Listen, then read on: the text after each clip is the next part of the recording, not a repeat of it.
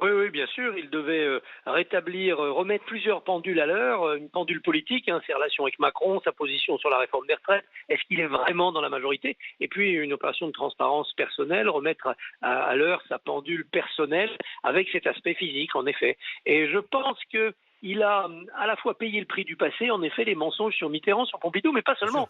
On nous a menti aussi sur l'AVC de Chirac en 2005, Oui, c'était il n'y a pas si longtemps. On oui, nous a menti en 2009 sur le malaise cardiaque de Nicolas Sarkozy lors d'un jogging ouais. qui a été minoré à l'époque. On nous ment tout le temps. Donc évidemment, les Français ont des raisons d'être suspicieux. De ce côté-là, je pense qu'il a fait le travail.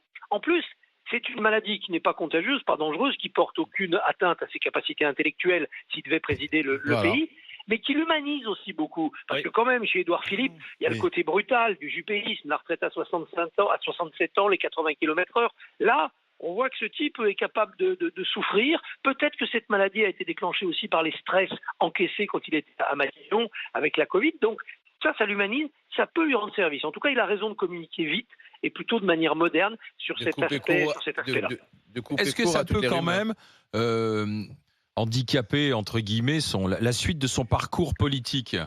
Alors, le charisme est décisif en matière politique. Ça passe par la communication et la communication en partie par le physique. De ce côté-là, évidemment, ça peut le handicaper. Mais qui aura-t-il en face de lui? Franchement, s'il est face à Marine Le Pen ou Jean-Luc Mélenchon, ça ne sera pas un concours de beauté, mais il n'est pas sûr de le faire quand même, hein. Donc voilà. Donc de ce côté-là, il n'y a pas de problème. Il ne sera pas confronté à Barack Obama ou à Emmanuel Macron en 2017. Donc il ne devrait pas y avoir Ça ce va loin. handicap physique. Par ailleurs, il y a quelque chose chez Édouard Philippe qui est une sorte de prestance un peu british. Vous voyez, Oui. ces grandes silhouettes. Et ça, il va le garder. Alors à lui, évidemment, avec ses conseillers en communication, de repenser éventuellement son look, mais il peut tout à fait avoir Et un bénéfice. Rappelez-vous être- cet arbitre de foot en Italie qui était Ouais, complètement Monsieur chauve. Collina. Colina, eh ben, Pierluigi Collina, il avait une sorte d'autorité supplémentaire parce que quand qui il est faisait les gros président du yeux, syndicat ça des se arbitres voyait. mondiaux.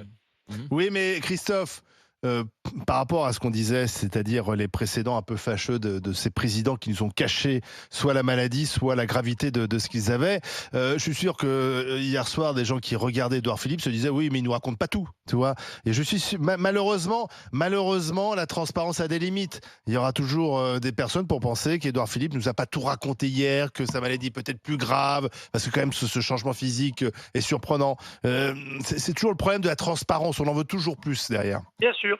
C'est pour ça qu'il devra communiquer encore, tenir au courant les Français de l'évolution de cette maladie. Il oblige aussi les autres compétiteurs à faire de même, parce que si lui est transparent, il est obligé, parce que ça se voit, c'est pas une maladie interne, c'est une Oui. maladie externe. Ben, les autres compétiteurs engagés dans la présidentielle devront en faire autant. Et ça peut permettre à la société d'aller un peu plus vers la transparence. Si en allant vers la transparence, on restaure la confiance, les Français ne seront pas dans le voyeurisme. Ils ne demanderont pas des détails sordides avec des bulletins médicaux. Ouais. Rappelez-vous qu'au temps des rois, eh bien, les bulletins médicaux des rois de France étaient affichés, ils étaient rendus publics, affichés à travers le royaume. On suivait l'évolution de la maladie de tel ou tel souverain. On a reculé en matière de transparence, on a donc créé des zones d'ombre et on a créé une défiance.